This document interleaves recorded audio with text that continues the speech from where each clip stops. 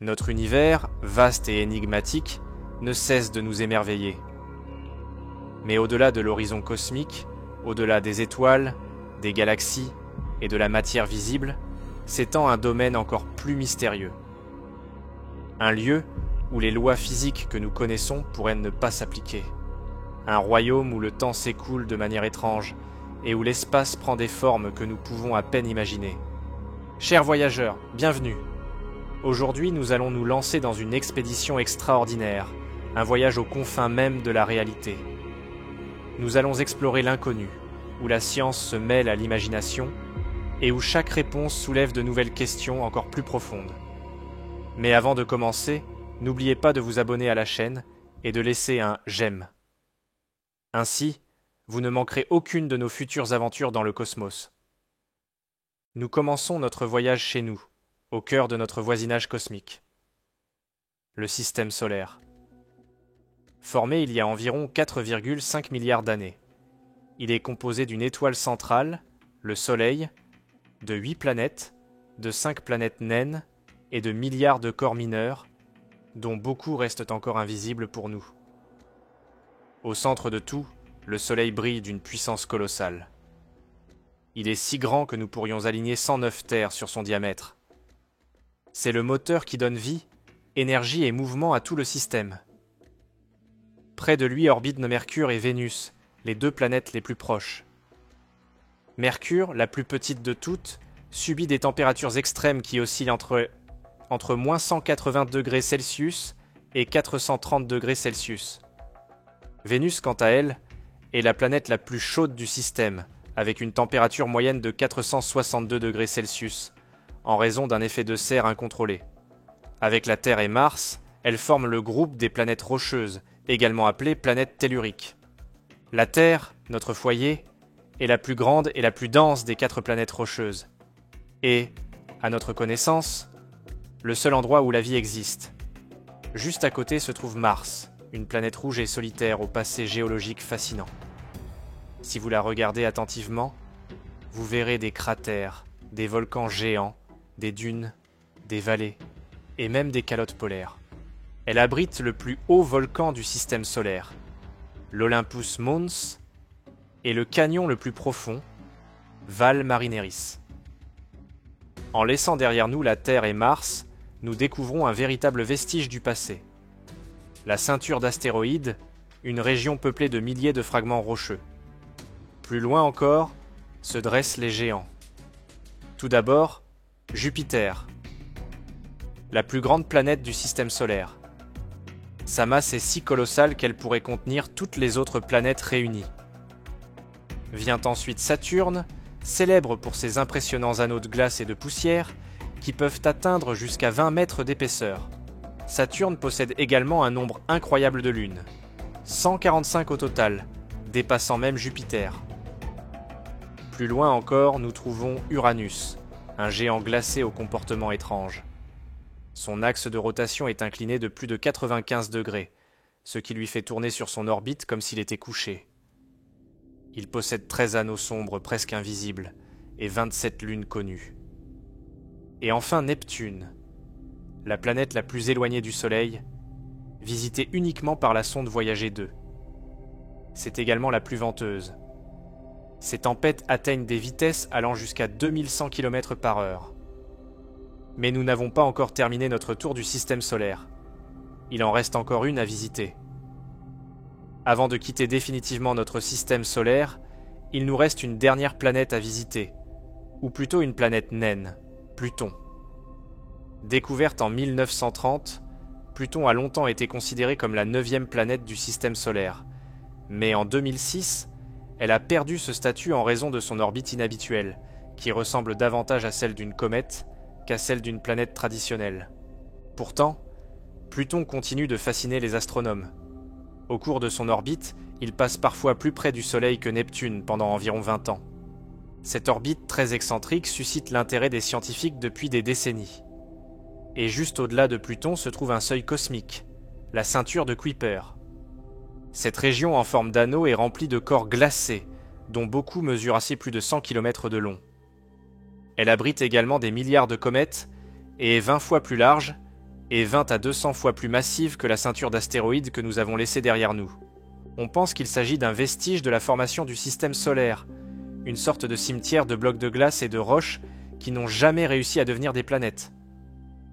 Et même si cela semble être la fin, ce n'est en réalité que le début de ce qui nous attend. Car à partir de là, nous quittons officiellement le système solaire. Et même si nous avons déjà parcouru plus de 4 milliards de kilomètres, cela reste une goutte d'eau dans l'océan comparée à l'immensité de l'univers. Rien que dans notre galaxie, la Voie lactée, il y a entre 200 milliards et 400 milliards d'étoiles. Et la Voie lactée n'est qu'une galaxie parmi 2000 milliards de galaxies connues. Oui, cela peut donner le vertige, mais si vous êtes arrivé jusqu'ici, c'est que vous êtes prêt à aller beaucoup plus loin. Notre prochaine destination, l'étoile la plus proche du Soleil. Un voyage de 4,37 années-lumière vers le système stellaire le plus proche du nôtre, Alpha Centauri. Alpha Centauri, le système stellaire le plus proche du Soleil, se trouve à une distance de 4,37 années-lumière. Il est composé de 3 étoiles, Alpha Centauri A, Alpha Centauri B et Proxima Centauri. Cette dernière est la plus proche de nous. Bien qu'elle semble être à une distance inimaginable, à l'échelle cosmique, c'est comme si elle était au coin de la rue. En 2016, les scientifiques ont annoncé une découverte fascinante. Une planète de la taille de la Terre en orbite autour de Proxima Centauri. Son nom, Proxima b. Cette planète a captivé l'imagination des astronomes et des rêveurs. Pourquoi ? Parce qu'elle se trouve dans la zone habitable de son étoile. Cela signifie qu'en théorie, elle pourrait avoir de l'eau liquide à sa surface, et comme vous pouvez l'imaginer, là où il y a de l'eau, la vie pourrait apparaître. Bien sûr, nous n'en sommes pas encore certains. Proxima Centauri est une naine rouge, un type d'étoile très active qui émet fréquemment de violentes éruptions solaires. Ces tempêtes solaires pourraient détruire l'atmosphère de toute planète proche. Ainsi, s'il y a déjà eu de la vie sur Proxima b, elle n'existe plus ou a évolué de manière complètement différente de ce que nous connaissons. Et pourtant, de nombreux scientifiques pensent qu'elle mérite d'être explorée. Proxima b représente la meilleure chance, du moins pour l'instant, de trouver de la vie au-delà de la Terre. Et si un jour nous parvenons à nous y rendre, nous pourrions obtenir des réponses à l'une des plus anciennes questions de l'humanité. Sommes-nous seuls dans l'univers ? Qu'en pensez-vous ? Croyez-vous que nous sommes vraiment seuls dans cette immensité ou qu'il y a quelque chose, ou quelqu'un, là-bas qui attend d'être découvert ? Laissez-nous vos commentaires. Nous adorons lire ce que pensent les esprits curieux comme le vôtre. À mesure que nous nous éloignons du système solaire, nous commençons à avoir une vision plus large de notre véritable emplacement dans l'univers. Nous vivons dans une galaxie spirale appelée Voie lactée. On estime qu'elle compte entre 200 millions et 400 millions d'étoiles, réparties le long de bras spirales qui s'étendent comme des tentacules lumineux dans une mer sombre. Nous vivons dans le bras d'Orion, une petite subdivision entre les bras principaux. Et même si nous semblons être dans une zone tranquille, le cœur de la galaxie raconte une toute autre histoire. En son centre se trouve quelque chose de véritablement monstrueux, un trou noir supermassif appelé Sagittarius ou à étoile. Il a une masse équivalente à plus de 4 millions de soleils comprimés en un point si petit que la lumière elle-même ne peut s'échapper. Ce trou noir se nourrit lentement de gaz, de poussière et parfois d'étoiles qui s'approchent d'un trop près. Mais tout n'est pas chaos dans la galaxie. Il existe également des régions riches en nuages moléculaires où naissent de nouvelles étoiles, véritables berceaux cosmiques de lumière et de chaleur. Chaque étoile que vous voyez dans le ciel nocturne fait partie de cette structure gigantesque. Et beaucoup d'entre elles, comme le Soleil, peuvent avoir des planètes en orbite autour d'elles. Combien de ces systèmes seront comme le nôtre ? Combien de mondes attendent d'être découverts ?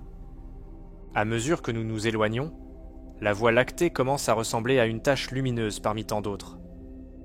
Car au-delà de notre galaxie, l'univers s'étend à l'infini. Lorsque nous nous éloignons suffisamment, la Voie lactée ne ressemble plus à une spirale brillante. Elle devient un point lumineux parmi des milliers. des millions d'autres galaxies.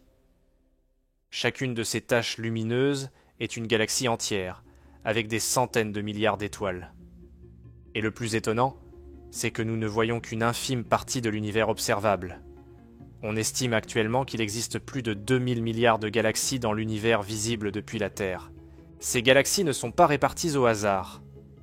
Elles sont regroupées en structures colossales appelées amas et superamas. Notre propre galaxie fait partie du groupe local, qui appartient lui-même au superamas de l'Aniakea. C'est comme si l'univers avait une structure en réseau, avec des filaments de galaxies reliés entre eux, et d'énormes vides au milieu, des régions complètement sombres et apparemment inhabitées. Mais le plus déconcertant, c'est que plus nous regardons loin, plus nous remontons dans le temps. La lumière des galaxies les plus lointaines a mis des milliards d'années pour nous parvenir. Cela signifie que lorsque nous les voyons, nous voyons ce qu'elles étaient peu après le Big Bang. Nous observons littéralement les origines de l'univers au ralenti, mais cela soulève une question encore plus troublante. Y a-t-il une limite réelle à l'univers ? Ou voyons-nous simplement jusqu'où la lumière a réussi à atteindre, pour l'instant ? L'univers observable a un rayon d'environ 46,5 milliards d'années-lumière dans toutes les directions. Cela ne signifie pas que l'univers s'arrête là, mais seulement que c'est la distance que la lumière a eu le temps de parcourir depuis le Big Bang. Ce qui existe au-delà de cette limite reste, pour l'instant, complètement hors de notre portée. Mais de nombreux scientifiques pensent que que l'univers n'a pas de bord au centre. Il serait infini, en expansion éternelle. Et s'il est infini, alors, par pure logique, tout ce qui peut arriver arrive. Même une copie exacte de vous-même, regardant cette même vidéo, mais avec une légère différence. C'est le concept du multivers, l'idée que notre univers n'est qu'une bulle parmi des millions, voire une infinité d'autres bulles cosmiques. Chacune pourrait avoir des lois physiques différentes, d'autres constantes, d'autres éléments. Peut-être que dans l'un d'eux, la gravité est plus faible et que les étoiles vivent un sort de 1000 fois plus longtemps. Peut-être que dans un autre, la vie n'a jamais pu exister. Certains physiciens suggèrent même que ces univers naissent et meurent constamment, comme des étincelles dans une tempête cosmique. Et chaque Big Bang crée un nouvel univers. Cela ressemble à de la science-fiction. Mais c'est une possibilité que la physique moderne n'écarte pas. Et si cela était vrai, quelle place occupe notre univers parmi tant d'autres ? Est-il spécial ou simplement un parmi une séquence infinie ? Jusqu'à présent, nous avons voyagé dans l'espace. Mais il existe une autre composante tout aussi énigmatique dans notre univers, le temps. Comprenons-nous vraiment ce qu'il est ? Le temps n'est pas absolu, comme on le croyait autrefois. Depuis la théorie de la relativité d'Einstein, nous savons que le temps est flexible et dépend de la vitesse et de la gravité. Près d'un objet de grande masse, le temps ralentit. À des vitesses extrêmes, proches de celles de la lumière, le temps s'étire. Imaginez un endroit où une minute équivaut à plusieurs heures sur Terre. Mais il y a quelque chose d'encore plus difficile à visualiser, les autres dimensions. Nous vivons dans un univers à 3 dimensions spatiales, hauteur, largeur et profondeur, et une dimension temporelle. Mais la physique théorique suggère qu'il pourrait exister 10, 11, voire 26 dimensions. Des dimensions que nous ne pouvons ni voir ni toucher, mais qui influencent le comportement de l'univers. Dans la théorie des cordes barytium, par exemple, les particules fondamentales ne sont pas des points, mais de petites cordes vibrantes qui résonnent dans plusieurs dimensions. Chaque vibration génère une particule différente, comme si l'univers était une symphonie multidimensionnelle. Ces dimensions pourraient être repliées sur elles-mêmes, invisibles pour nous, mais omniprésentes. Comme si nous vivions sur une feuille de papier sans nous rendre compte qu'il y a d'autres couches juste au-dessus et en dessous. Et si l'une de ces dimensions cachées recelait la réponse à l'origine de l'univers, ou même à ce qui se passe après la mort. La science n'a pas encore toutes les réponses, et peut-être ne les aura-t-elle jamais, mais c'est cette même incertitude, ce vide rempli de questions, qui nous pousse à continuer d'explorer. Tout ce qui a un début a-t-il aussi une fin L'univers est né dans une explosion de lumière et d'énergie, le Big Bang. Depuis lors, il n'a cessé de s'étendre. Les galaxies s'éloignent les unes des autres comme des taches d'encre sur un ballon qui se gonfle sans cesse. Mais cette expansion sera-t-elle infinie? Ou prendra-t-elle fin de manière soudaine, violente ou silencieuse? Les scientifiques ont proposé 3 scénarios principaux sur la façon dont l'univers tel que nous le connaissons pourrait prendre fin. Chacun d'entre eux est aussi troublant que fascinant. Commençons par le Big Freeze, ou la mort par le gel. Également connue sous le nom de mort thermique de l'univers, cette théorie est l'une des plus acceptées aujourd'hui. À mesure que l'univers s'étend, la matière se dilue. Les galaxies s'éloignent de plus en plus les unes des autres. Les étoiles s'éteignent une à une et l'énergie utile disparaît peu à peu.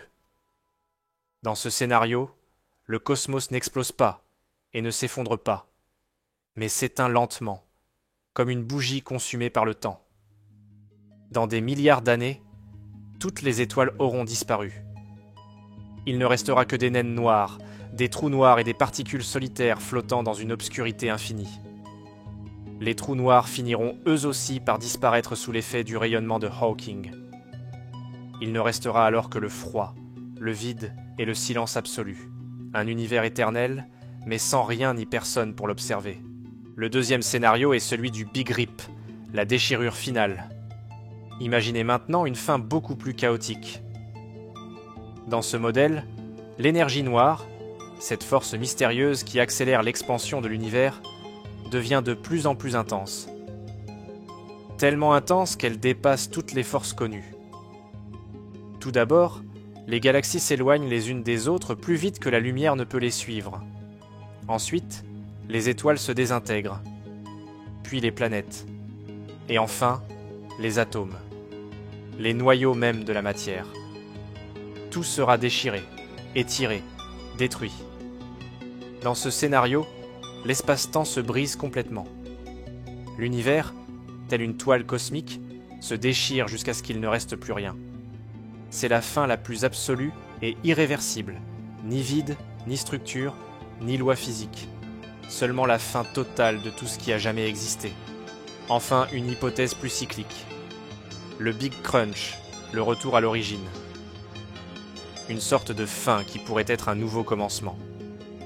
Selon cette théorie, il arrivera un moment où l'expansion s'arrêtera.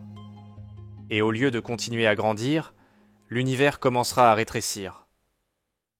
Les galaxies se rapprochent, les températures augmentent, la densité augmente. Tout commence à s'effondrer sur lui-même, guidé par la même gravité qu'il avait auparavant propulsé vers l'extérieur. Finalement, toute la matière, toutes les étoiles, les planètes, les atomes et même l'espace sera comprimée en un seul point d'une densité infinie, comme au commencement. Et alors, un nouveau Big Bang? Le Big Crunch laisse ouverte la possibilité que l'univers renaisse encore et encore, dans des cycles éternels d'expansion et de contraction. Un cosmos sans fin, mais pas infini. Un univers qui respire, qui vit et qui meurt comme un être gigantesque, au-delà de tout ce que nous pouvons imaginer. Chacune de ces théories nous révèle plus qu'une simple destination possible. Elle nous rappelle que, même à l'échelle cosmique, tout est sujet au changement. Et l'univers, avec tous ses mystères, pourrait bien disparaître un jour. Nous pensons connaître l'univers. Nous nommons les étoiles, mesurons les distances, envoyons des sondes dans l'espace lointain. Mais le plus troublant est ceci. Tout ce que nous pouvons voir, toucher ou détecter directement ne représente que 5% de l'univers. Les 95% restants sont composés de quelque chose qui n'émet pas de lumière, ne reflète rien et n'interagit pas directement avec nous. Et pourtant, c'est là, présent, dominant. La matière noire constitue environ 27% de l'univers. Elle ne brille pas, n'absorbe ni n'émet de rayonnement, mais nous savons qu'elle existe car elle agit sur la gravité. C'est grâce à elle que les galaxies restent unies. Sans cette matière invisible, les étoiles situées aux confins des galaxies se déplaceraient, si rapidement qu'elles seraient expulsées dans le vide. la matière noire fonctionne comme une sorte de squelette invisible qui maintient la structure du cosmos. Et pourtant, à ce jour, aucun scientifique n'a réussi à observer directement une seule particule de cette matière. Nous ne savons pas de quoi elle est faite. Nous ne savons pas si elle obéit à des règles similaires à celles de la matière ordinaire. C'est littéralement une ombre avec une masse. Mais plus déconcertante encore est l'énergie sombre, qui représente environ 68% de l'univers. Cette force inconnue semble être à l'origine d'un phénomène tout aussi étrange. L'accélération de l'expansion de l'univers. D'après tout ce que nous savons, la gravité devrait ralentir cette expansion avec le temps. Or, c'est le contraire qui se produit. L'univers s'étend de plus en plus vite, comme si une force cachée, subtile mais implacable, le poussait de l'intérieur, étirant le tissu de l'espace-temps. C'est ce que nous appelons l'énergie noire. Nous ne savons pas ce qu'elle est, ni comment elle fonctionne, ni pourquoi elle existe. Mais elle domine le cosmos. Certains scientifiques pensent qu'elle peut changer avec le temps. Si elle s'intensifie, elle pourrait être à l'origine d'un Big Rip, déchirant l'univers de l'intérieur vers l'extérieur. Si elle disparaît, le cosmos pourrait s'effondrer sur lui-même. Il est également possible qu'il ne s'agisse même pas d'une énergie, telle que nous la comprenons, mais plutôt d'une manifestation de quelque chose de plus profond et d'inconnu, une faille dans notre compréhension de la physique. Avant de regarder au-delà de l'univers, nous devons donc reconnaître ce qui est le plus troublant. Nous ne comprenons même pas ce qu'il contient. Peut-être que les plus grands secrets ne se trouvent pas dans une autre dimension, ni dans un autre univers parallèle. Peut-être sont-ils ici même, invisibles mais omniprésents, nous entourant à chaque instant, attendant d'être découverts. Si vous êtes arrivés jusqu'ici, voyageurs cosmiques, c'est parce que votre esprit ne se contente pas de l'évidence. Alors si vous voulez continuer à explorer les mystères de l'univers, abonnez-vous à la chaîne et activez la cloche pour ne manquer aucun épisode de cet incroyable voyage vers l'inconnu.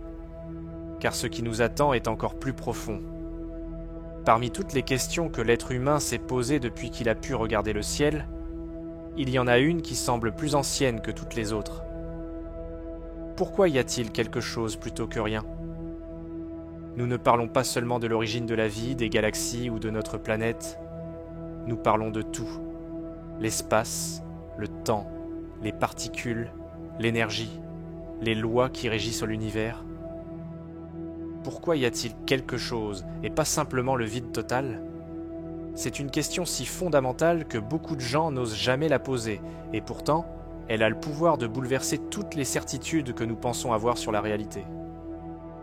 Pendant des siècles, cette question a été réservée presque exclusivement à la philosophie. Aristote lui-même, dans la Grèce antique, réfléchissait déjà à l'existence en affirmant que la nature a horreur du vide. Pour lui, le monde avait toujours existé sous une forme ou une autre. Il ne pouvait concevoir le néant absolu. Et bien que sa vision ne fût pas scientifique au sens où nous l'entendons aujourd'hui, elle soulevait une idée puissante. Peut-être que l'existence est l'état naturel, et que la normale serait qu'il n'y ait rien. Cette idée a influencé des siècles de pensée, et aujourd'hui, même certains physiciens modernes y reviennent sous un autre angle. Avec les progrès de la physique, de nombreux scientifiques ont commencé à proposer une hypothèse radicale. L'univers aurait pu surgir spontanément, sans cause extérieure, à partir des lois de la physique quantique. Dans ce modèle, même ce que nous appelons « rien » n'est pas vraiment vide, mais une sorte d'océan invisible rempli d'énergie potentielle. Ce vide quantique serait capable de générer des particules et de la matière sans enfreindre aucune loi. Ainsi, notre univers aurait pu commencer comme une simple fluctuation de ce champ. Une bulle d'énergie instable qui, en se dilatant, a donné naissance à l'espace et au temps. Cette théorie s'appuie sur le principe d'incertitude de Heisenberg, qui établit que certaines quantités physiques, telles que l'énergie, ne peuvent être complètement déterminées dans le vide. Cela signifie que même dans un espace totalement dépourvu de matière, il y a de l'activité. Il y a des fluctuations. Il y a du mouvement. Alors, Si le vide quantique peut produire des particules, pourquoi ne pourrait-il pas produire tout un univers? C'est une idée qui semble extrême, mais elle est étayée par des modèles inflationnistes et quantiques. Et si cela était vrai, nous n'aurions pas besoin d'un créateur extérieur. L'univers serait simplement apparu parce qu'il était possible qu'il apparaisse. Mais même si nous acceptons cette explication, une question plus profonde se pose. D'où viennent les lois qui ont permis cela? Si l'univers est né grâce à des principes physiques spécifiques, qu'est-ce qui les a établis? Et pourquoi ces lois-là et pas d'autres? Pourquoi existe-t-il des équations qui permettent à tout de fonctionner? C'est là que la science atteint ses propres limites. Certains scientifiques affirment que les lois de la physique n'ont pas besoin d'une cause. Elles sont simplement éternelles et auto-existantes. D'autres pensent que ces lois pourraient être le résultat de quelque chose d'encore plus profond, une sorte de méta-loi, universelle que nous ne comprenons pas encore. Il existe également une hypothèse encore plus déconcertante. Le néant absolu ne peut exister. Le vide total serait instable par définition, et donc quelque chose serait inévitable. Dans cette vision, il n'y a pas besoin de cause ni de miracle. L'existence est simplement la seule option possible. L'être surgit parce qu'il ne peut pas ne pas surgir. C'est une réponse qui, bien que troublante, fait écho à la phrase d'Aristote et à certaines interprétations actuelles de la cosmologie quantique. Et si le néant ne peut se maintenir, alors peut-être que la vraie question est: comment pourrait-il n'y avoir rien si l'existence est inévitable? Face à ce mystère, de nombreux scientifiques sont convaincus d'une chose. La seule façon de se rapprocher d'une réponse réelle est d'observer davantage, de voir plus loin, avec plus de précision. Et c'est là que réside notre plus grand espoir, la technologie. Des télescopes comme le James Webb ne se contentent pas de capturer des images impressionnantes du cosmos. Ils nous permettent également de remonter le temps jusqu'aux premiers instants après le Big Bang. En analysant la lumière la plus ancienne de l'univers, nous pouvons chercher des indices sur son origine, sa structure profonde, et peut-être sur la raison de son existence. Chaque nouvelle image envoyée par ce télescope est plus qu'une simple photographie. C'est un message, une clé, une pièce du puzzle que nous essayons de résoudre depuis que nous existons en tant qu'espèce. Car peut-être qu'en comprenant comment l'univers s'est étendu, ce qu'il contient, comment il se comporte, nous pourrons un jour répondre à la question la plus difficile de toutes. Pourquoi il est là? Et sur ce chemin, chaque avancée technologique, chaque mission scientifique, chaque question que nous osons poser, nous rapproche un peu plus de la vérité. Et si, après tout, nous ne trouvons pas de réponse définitive, nous devrons peut-être accepter la plus simple et la plus honnête de toutes. Nous ne savons pas. Peut-être ne le saurons-nous jamais.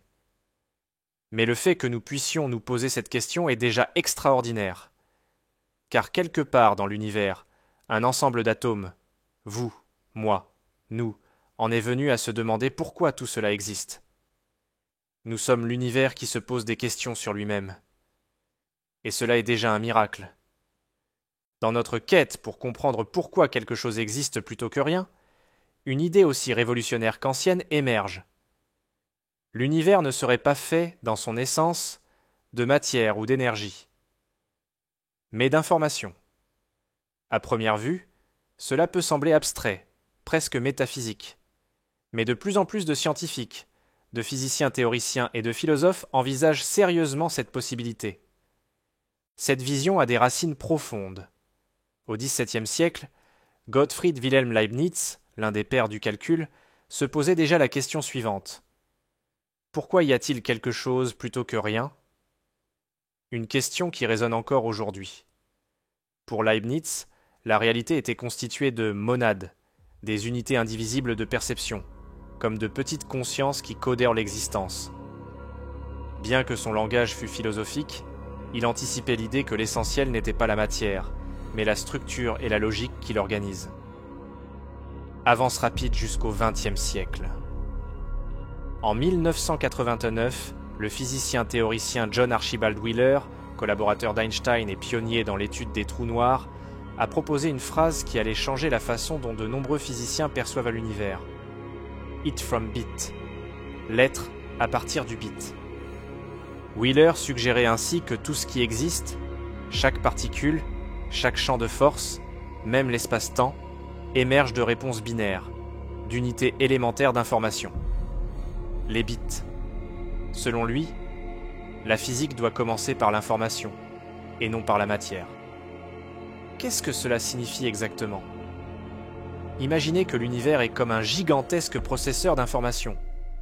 Les particules seraient des données, les lois de la physique, des algorithmes, et la réalité que nous percevons serait une représentation de ce flux d'informations organisées. Aujourd'hui, cette vision est explorée dans des domaines tels que l'information quantique, la gravité holographique et la théorie des cordes.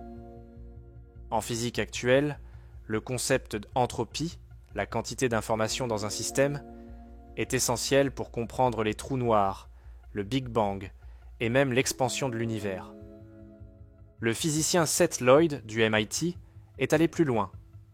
Il a calculé que l'univers observable a traité environ 10 puissance 90 opérations d'information depuis le Big Bang. Selon Lloyd, l'univers n'est pas seulement quelque chose qui contient de l'information. L'univers est un ordinateur quantique en soi. D'autre part, le physicien Carlo Rovelli, créateur de la gravité quantique à boucle, a également exploré l'idée que l'information est plus fondamentale que le temps ou l'espace. Selon lui, le monde n'est pas fait de choses, il est fait de relations.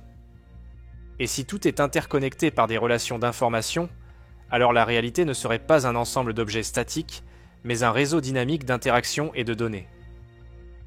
Même le physicien Stephen Hawking, dans ces dernières années, a affirmé que la clé pour comprendre les trous noirs résidait dans l'information qu'ils contiennent, et non dans la matière qu'ils absorbent. Selon la physique moderne, l'information ne se perd jamais, même dans un trou noir. Et si l'information est la seule chose indestructible, ne devrait-elle pas être considérée comme la base de tout ?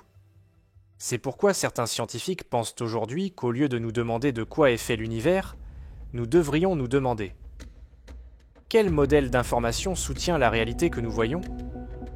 Et si ce modèle peut être compris, manipulé ou simulé, alors nous sommes beaucoup plus près de connaître les secrets les plus profonds de l'univers. L'idée peut sembler radicale, mais elle est aussi puissante. Car si tout ce qui existe est information, alors tout peut être compris, déchiffré, décodé. L'univers ne serait plus un mystère inaccessible, mais un message attendant d'être lu. Pendant des milliers d'années, le ciel nocturne était une couverture sombre parsemée de lumière. Mais aujourd'hui, nous savons que ces lumières ne sont pas seulement des étoiles. Beaucoup d'entre elles font partie de structures colossales appelées galaxies. Une galaxie n'est pas un simple ensemble d'étoiles. C'est un système immense et complexe, composé de centaines de milliards d'étoiles, de planètes, de gaz, de poussière cosmique, de matière noire, et peut-être même de trous noirs supermassifs en son centre. Ce sont les éléments fondamentaux de l'univers visible. Notre propre galaxie, la Voie lactée, a un diamètre d'environ 100 000 années-lumière. Elle contient plus de 200 milliards d'étoiles, et probablement plus de 100 milliards de planètes. Mais le plus impressionnant, c'est que la Voie lactée n'est qu'une galaxie parmi des centaines de milliards d'autres qui existent dans l'univers observable. Chaque point lumineux que nous voyons sur les images captées par des télescopes tels que Hubble ou James Webb n'est pas une étoile, c'est une galaxie entière, avec ses propres systèmes solaires, ses propres histoires. Les galaxies ne sont pas réparties au hasard, elles sont regroupées en amas, qui forment à leur tour des superamas reliés par des filaments cosmiques de gaz et de matière noire, dans une structure gigantesque qui ressemble à un réseau neuronal, le réseau cosmique. Ce que nous voyons, de loin, est une sorte de carte de l'univers, où chaque point est une galaxie et chaque ligne est une connexion gravitationnelle. Dans ce schéma, il existe d'énormes vides, des zones où il n'y a presque pas de matière, et des régions denses, où les galaxies se regroupent comme des villes dans l'espace. Comprendre comment les galaxies naissent, évoluent et meurent est essentielle pour comprendre notre origine cosmique. On pense que les premières galaxies ont commencé à se former environ 400 millions d'années après le Big Bang, à partir de nuages d'hydrogène s'effondrant sous leur propre gravité. Au fil du temps, elles se sont regroupées, sont entrées en collision et ont fusionné. Certaines ont grandi lentement, d'autres ont dévoré leurs voisines. Ce processus se poursuit aujourd'hui. Même la Voie lactée est en collision avec sa galaxie voisine, Andromède. Dans environ 4 milliards d'années, elles fusionneront en une seule. Mais au-delà de leur beauté, les galaxies recèlent de profonds secrets. Leur noyau cache souvent des trous noirs supermassifs. Nous ne savons pas avec certitude si ces trous noirs se forment d'abord, puis attirent pour la matière pour créer la galaxie, ou si la galaxie se forme d'abord et alimente le trou noir. Ce que nous savons, c'est qu'ils sont intimement liés. Et peut-être qu'en comprenant cette relation, nous pourrons découvrir non seulement comment l'univers est structuré, mais aussi pourquoi il est organisé ainsi. Lorsque nous observons le ciel avec les télescopes les plus puissants, nous découvrons que les galaxies ne sont pas toutes identiques. Certaines sont d'élégantes salles spirales, d'autres ressemblent à des masses amorphes d'étoiles dispersées, et certaines ont des formes allongées comme des ballons étirés. Cette diversité n'est pas le fruit du hasard. Les astronomes ont mis au point un moyen de les classer en fonction de leur forme, de leur structure et de leur composition. Le premier à proposer une classification systématique fut Edwin Hubble, en 1926. Il créa ce que nous appelons aujourd'hui le diagramme de Hubble, ou diapason de Hubble, une sorte d'arbre généalogique galactique. Bien que son modèle initial comportait des erreurs, il pensait par exemple que les galaxies évoluaient d'une forme à l'autre, ce qui n'est pas toujours le cas aujourd'hui, son schéma est encore utilisé aujourd'hui. Selon cette classification, il existe 3 types principaux de galaxies. Les galaxies spirales sont peut-être les plus connues et les plus impressionnantes visuellement. Elles ont un noyau central brillant et des bras courbés qui tournent en spirale. Notre galaxie, la Voie lactée, en fait partie. Au sein de ce type, il existe des variations. Certaines ont un bar au centre, appelé spirale barrée, d'autres non. Les spirales contiennent généralement beaucoup de gaz et de poussière, ce qui signifie qu'elles continuent à former de nouvelles étoiles. Viennent ensuite les galaxies elliptiques, qui ont la forme de sphères ou d'ellipses allongées. Elles sont plus courantes dans les amas de galaxies et sont principalement composées de vieilles étoiles et de peu de gaz. Cela signifie qu'elles ne forment pas de nouvelles étoiles en grande quantité. Certaines de ces galaxies sont gigantesques, contenant des milliards d'étoiles, et peuvent être le résultat de fusions entre des spirales. Enfin, il existe des galaxies irrégulières. Comme leur nom l'indique, elles n'ont pas de forme définie. Beaucoup d'entre elles sont petites et chaotiques, résultat d'interactions gravitationnelles, de collisions ou de déformations. Certaines ressemblent à des nuages d'étoiles dispersées. Bien que moins symétriques, elles sont essentielles pour comprendre les processus les plus violents et les plus primitifs de l'univers. Outre ces catégories principales, il existe d'autres sous-classes et des systèmes plus modernes qui tiennent également compte de la couleur, de la teneur en gaz, de la taille, de la masse et du taux de formation stellaire. Aujourd'hui, les astronomes utilisent également l'intelligence artificielle pour classer automatiquement des millions de galaxies à partir d'images. Malgré cela, nous dépendons encore souvent de quelque chose d'aussi simple que les observer et les comparer. La classification n'est pas seulement une étiquette, c'est un outil puissant. En comprenant la forme d'une galaxie, nous pouvons en déduire son âge, son histoire, ses interactions passées et son avenir possible. C'est comme lire une biographie cosmique écrite en étoiles. Dans l'univers, rien n'est vraiment immobile. Les galaxies, même si elles semblent immobiles sur les images, se déplacent à des vitesses incroyables, propulsées par l'expansion du cosmos et par leurs propres interactions gravitationnelles.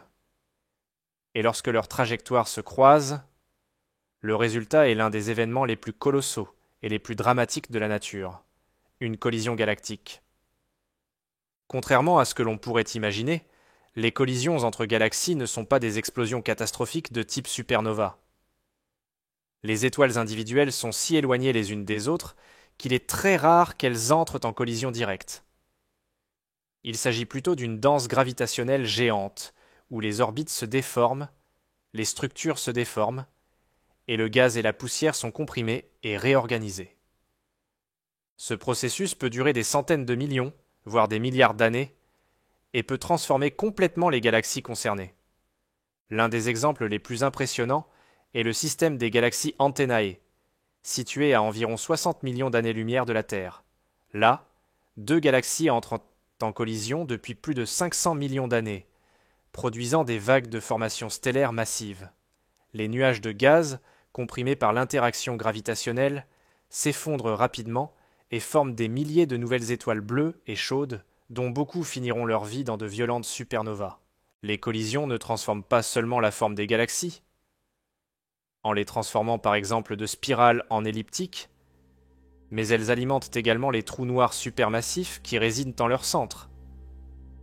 Lorsque la matière tourbillonne vers le centre sous l'effet de la gravité, le trou noir peut s'activer et se transformer en quasar, libérant des quantités colossales d'énergie. Ainsi, une collision entre galaxies peut réveiller le noyau endormi d'une galaxie et la faire briller plus que tout son environnement. De plus, bon nombre des galaxies que nous voyons aujourd'hui sous forme de galaxies elliptiques géantes sont le résultat final de multiples fusions qui se sont produites au cours de milliards d'années. Dans les amas de galaxies, où les distances entre elles sont plus courtes, les collisions sont plus fréquentes, c'est pourquoi on y observe davantage de structures sphéroïdales, moins de gaz et moins de formation d'étoiles. Mais ces collisions ne sont pas seulement l'affaire du passé. En fait, notre propre galaxie, la Voie lactée, est en collision avec sa voisine la plus proche, Andromède. Elles sont séparées d'environ 2,5 millions d'années-lumière, mais se rapprochent à une vitesse d'environ 400 000 km à l'heure, à 400 000 milles à l'heure. Dans environ 4 milliards d'années, elles commenceront à fusionner lentement. Il en résultera une nouvelle galaxie, probablement elliptique, que les astronomes ont déjà baptisée officieusement Lactomède ou Milkdromeda. Au cours de ce processus, le ciel nocturne serait complètement transformé. S'il y avait encore de la vie sur Terre ou sur une autre planète proche, ses habitants assisteraient à un spectacle cosmique lent mais impressionnant. Des bras spirales se déformant, de nouvelles lumières apparaissant, et le ciel se remplissant d'étoiles étrangères. Et même si cela semble apocalyptique, il est peu probable que le système solaire soit détruit. En fait, il survivra probablement. Mais dans une nouvelle galaxie, avec un environnement très différent de celui d'aujourd'hui.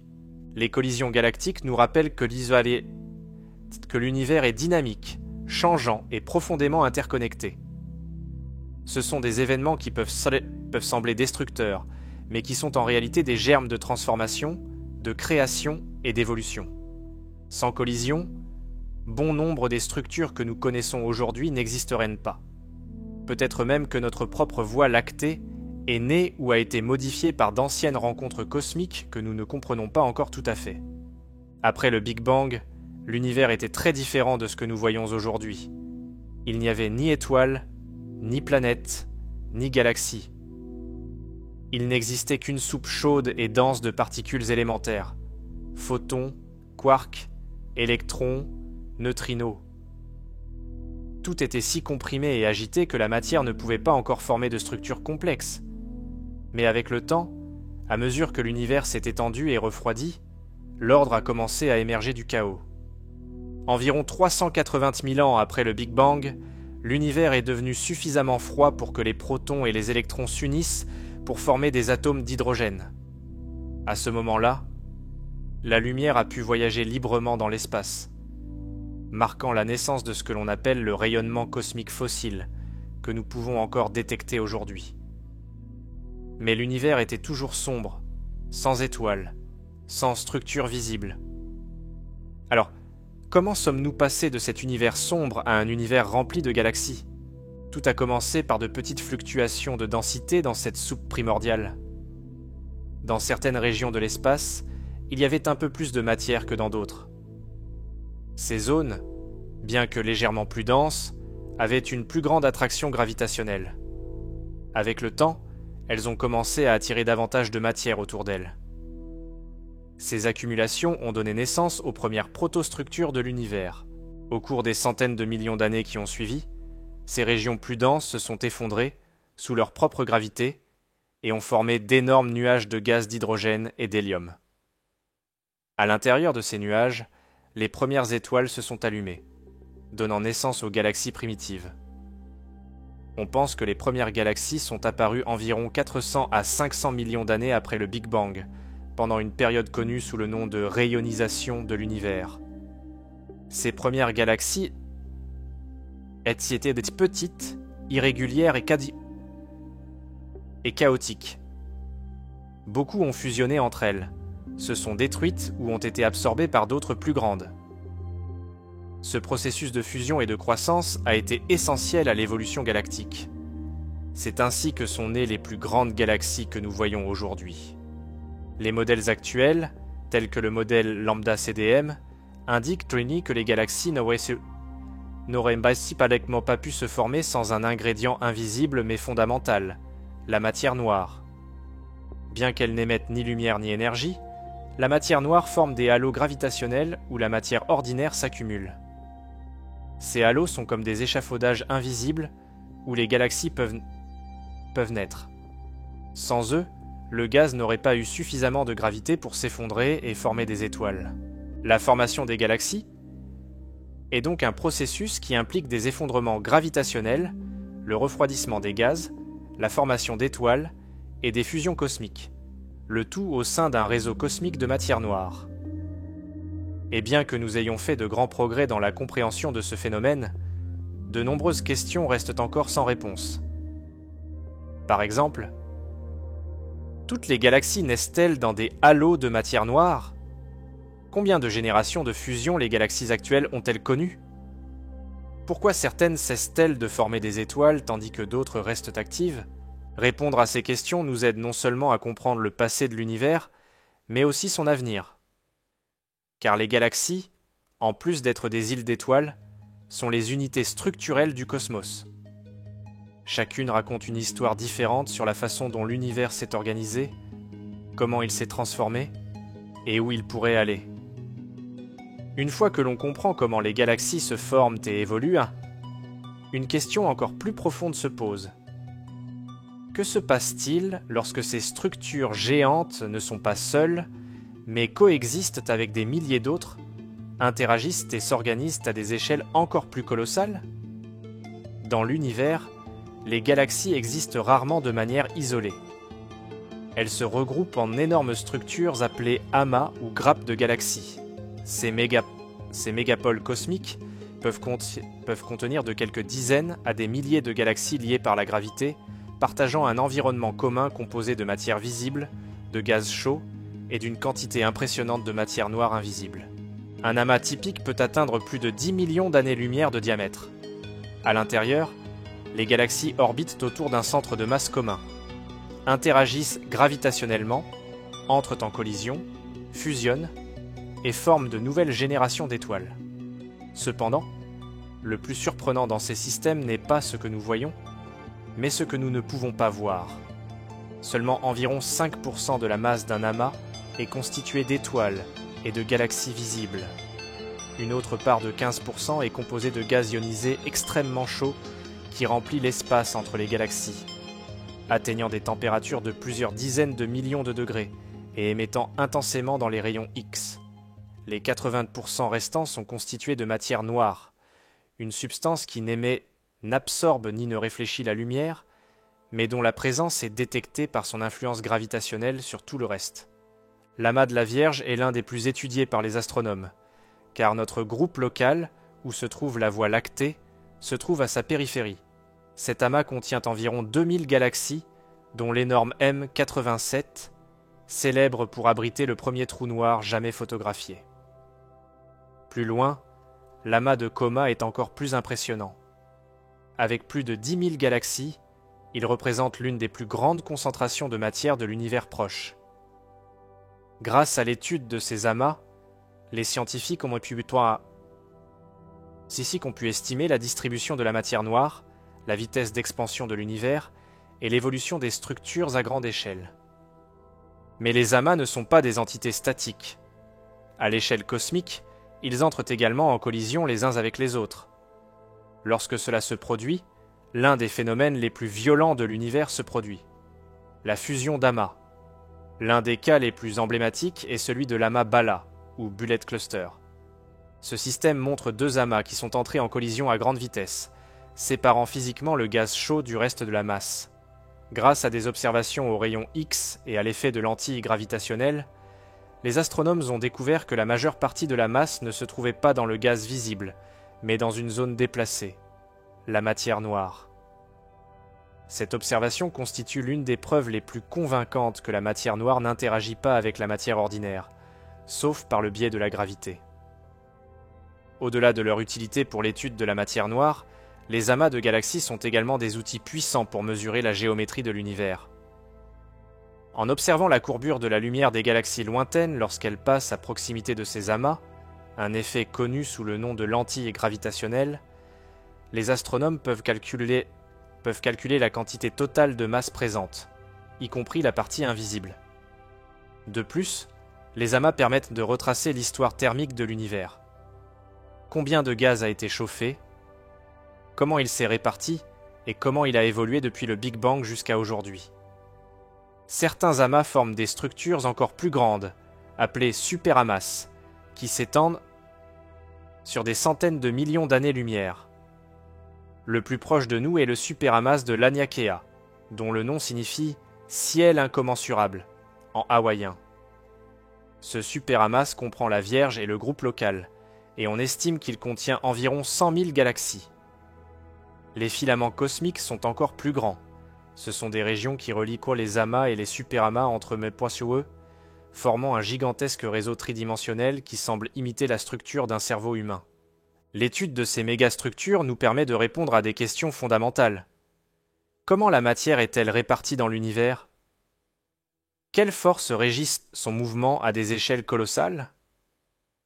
Pourquoi certaines régions sont-elles presque vides et d'autres extrêmement denses ?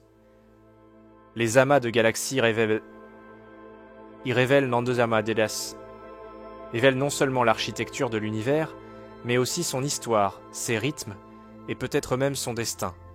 En effet, ils concentrent une partie importante des informations cosmiques que nous essayons encore de déchiffrer. L'un des outils les plus puissants dont disposent les astronomes modernes pour étudier l'univers n'a pas été inventé en laboratoire, mais prédit par la théorie de la relativité générale d'Albert Einstein, il y a plus d'un siècle, les lentilles gravitationnelles. Cette idée révolutionnaire établit que la gravité n'affecte pas seulement la matière, mais aussi la trajectoire de la lumière. Lorsqu'un objet massif, tel qu'un amas de galaxies ou un trou noir, s'interpose entre nous et une source lumineuse plus éloignée, son champ gravitationnel peut courber et amplifier la lumière provenant de cette source. Il en résulte un phénomène visuel et physique extraordinaire. La lumière d'une galaxie lointaine peut apparaître déformée, reproduite ou amplifiée, comme si elle était observée à travers une loupe cosmique. Il existe plusieurs types de lentilles gravitationnelles. Dans certains cas extrêmes, appelées lentilles fortes, la lumière d'une galaxie lointaine peut former un anneau complet autour de l'objet massif au premier plan. Ce phénomène est connu sous le nom d'anneau d'Einstein, et c'est l'un des effets les plus beaux et les plus révélateurs du cosmos. Dans d'autres cas, la lumière forme des arcs déformés, des images multiples d'une même galaxie ou de simples étirements subtils. Ces effets permettent d'étudier non seulement les galaxies lointaines, mais aussi la distribution de la masse de l'objet qui agit comme une lentille, y compris sa matière noire. Les lentilles gravitationnelles ont permis de découvrir des galaxies qui, autrement, seraient totalement invisibles pour nous. Agissant comme des télescopes naturels, ces lentilles cosmiques amplifient des objets extrêmement éloignés, dont la lumière a voyagé pendant plus de 13 milliards d'années pour nous parvenir. Il est ainsi possible d'observer des galaxies qui existaient lorsque l'univers avait moins de 500 millions d'années, ouvrant une fenêtre directe sur un passé très lointain. Grâce à ce phénomène, le télescope spatial James Webb a pu détecter des structures qui n'étaient pas visibles avec les instruments précédents. Mais au-delà de leur utilité en tant qu'outil d'observation, les lentilles gravitationnelles sont également des preuves fondamentales que la relativité générale fonctionne même dans les conditions les plus extrêmes. Le fait que la lumière puisse être courbée, retardée ou multipliée par la présence de masse confirme que l'espace-temps se déforme sous l'influence de la gravité, comme l'avait prédit Einstein. Chaque fois que nous observons une lentille gravitationnelle, nous assistons à une démonstration directe du comportement réel de l'univers à grande échelle. De plus, ces phénomènes nous offrent un moyen indépendant d'estimer la quantité totale de masse dans l'univers, sans dépendre de la lumière visible. En analysant la forme et le degré de distorsion des images de fond, les astronomes peuvent cartographier la distribution de la matière noire avec une précision impressionnante. Cela a conduit à l'élaboration de cartes tridimensionnelles du cosmos, qui révèlent la structure cachée de l'univers, formée d'énormes filaments et de vides que nous ne pourrions pas détecter autrement. Enfin, les lentilles gravitationnelles sont également devenues des outils essentiels pour la recherche d'exoplanètes et pour tester des théories alternatives de la gravité. Elles permettent même de mesurer la constante de Hubble, le taux d'expansion de l'univers, à l'aide de méthodes totalement différentes des méthodes traditionnelles. En d'autres termes, regarder à travers ces lentilles cosmiques nous permet non seulement de voir plus loin, mais aussi de comprendre plus profondément les règles qui régissent l'univers. Dans le jeu de la cosmologie moderne, les lentilles gravitationnelles sont sans aucun doute l'un des éléments maîtres. Chaque fois que nous regardons à travers une lentille gravitationnelle, nous voyons de la lumière qui a voyagé pendant des milliards d'années pour nous parvenir. Cette lumière nous montre non seulement des galaxies lointaines, mais aussi des galaxies anciennes, telles qu'elles étaient lorsque l'univers n'avait que quelques centaines de millions d'années. En d'autres termes, nous ne voyons pas seulement des lieux lointains, mais aussi des moments lointains. La lentille gravitationnelle agit comme une machine à remonter le temps cosmique, amplifiant des signaux extrêmement faibles qui seraient autrement invisibles. Grâce à ce phénomène, nous pouvons étudier l'univers non seulement dans l'espace, mais aussi dans le temps. Lorsque nous observons le ciel nocturne, ce que nous voyons réellement n'est pas le présent de l'univers, mais son passé. Chaque étoile, chaque galaxie, chaque point brillant dans le firmament envoie sa lumière dans un voyage qui peut durer des milliers, des millions, voire des milliards d'années.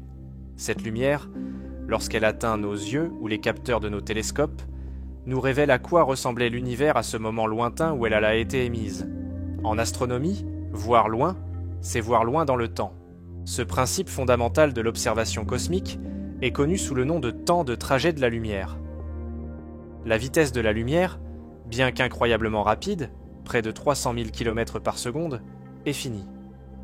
Ainsi, lorsque nous voyons le Soleil, nous le voyons en réalité tel qu'il était il y a 8 minutes. Lorsque nous observons l'étoile la plus proche, Alpha Centauri, nous la voyons telle qu'elle était il y a plus de 4 ans. Et lorsque nous pointons nos télescopes vers des galaxies situées à des milliards d'années-lumière, nous voyons un univers primitif, chaotique, avec une formation stellaire violente et des structures à peine émergentes. Grâce à ce principe, les astronomes peuvent construire une sorte de ligne temporelle visuelle de l'univers. Chaque distance correspond à une époque différente, et en observant à différentes longueurs d'onde, comme l'infrarouge, les rayons X ou les micro-ondes, il est possible de reconstituer l'évolution du cosmos depuis ses débuts jusqu'à aujourd'hui. Cette approche a été essentielle pour comprendre des phénomènes tels que la formation des premières galaxies, l'apparition des trous noirs supermassifs, l'évolution des amas galactiques et l'expansion de l'univers lui-même. Mais il existe une limite, une barrière au-delà de laquelle la lumière ne peut tout simplement pas venir. Cette limite est appelée l'horizon de l'univers observable, et elle est déterminée par 2 facteurs. L'âge de l'univers, environ 13,8 milliards d'années, et l'expansion de l'espace. Comme l'univers n'a cessé de s'étendre pendant tout ce temps, la distance actuelle des objets qui ont émis la lumière la plus ancienne que nous pouvons détecter est d'environ 46 milliards d'années-lumière. Tout ce qui se trouve au-delà de cet horizon est, pour l'instant, hors de notre portée visuelle. Non pas parce que cela n'existe pas, mais parce que sa lumière n'a pas encore eu le temps de nous parvenir. La lumière la plus ancienne que nous pouvons détecter ne provient pas d'une galaxie ou d'une étoile, mais d'une époque antérieure à l'existence des premières structures. Elle provient de la naissance même de la lumière dans le cosmos.